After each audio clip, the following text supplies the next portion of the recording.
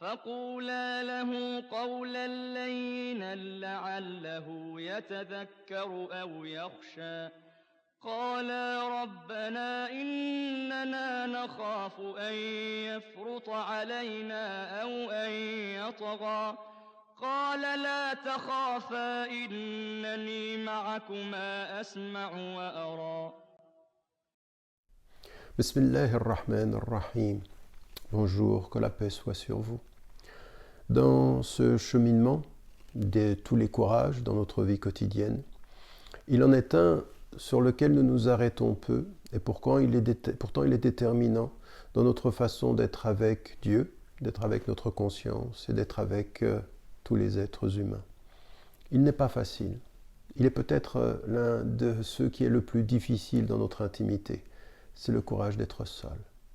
Le courage d'être seul, c'est quand on a atteint un certain âge, l'âge de raison, et puis ensuite quand on devient adolescent ou jeune adulte, et puis ensuite plus âgé, c'est ce courage de savoir en permanence revenir vers soi-même, de regarder la réalité de la vie, parce que la réalité de la vie, elle ne nous ment pas en fait. Elle nous donne beaucoup, puisque vous savez, comme il est dit, au moment où quelqu'un quitte la vie, Lillahi ma a'ta wa lillahi ma akhad. À Dieu appartient ce qu'il donne et à Dieu appartient ce qu'il reprend. Donc quand il nous a donné des êtres chers autour de nous, eh bien il nous les donne et puis il les reprend. Mais avec nous-mêmes, ce sera exactement la même chose. De nous à nous, il nous a donné la santé et il peut nous la reprendre. Il nous a donné la conscience et il peut nous la reprendre. Et puis il nous a donné la vie et il peut nous la reprendre. Et qu'à partir d'un certain moment, quand nous revenons vers notre conscience, vers ce qui détermine l'état de notre cœur, qui est cette conscience révérentielle et taqwa, nous apercevons finalement que c'est une profonde solitude à laquelle nous sommes appelés.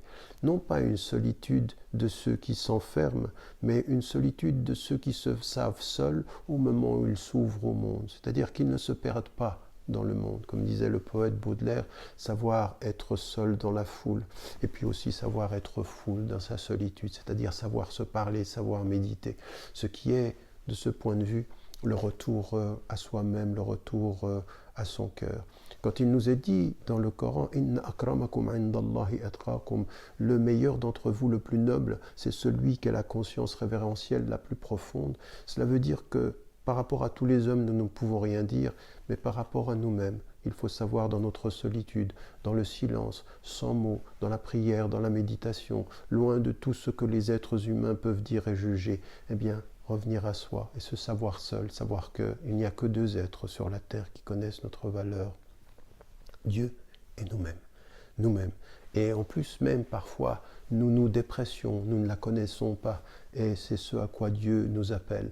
Il se peut que nous ayons un regard sur nous-mêmes qui soit négatif, et Dieu nous appelle dans notre solitude à reconnaître tout ce qu'il nous a donné, parce que parfois nous sommes aveugles par rapport à notre solitude, mais nous sommes aveugles aussi souvent par rapport à nos qualités. Et c'est pourtant par là que commence le chemin. N'oubliez pas, n'oubliez jamais de dire à ceux que vous aimez, que vous les aimez. La vie est fragile. لا تخافا إنني معكما أسمع وأرى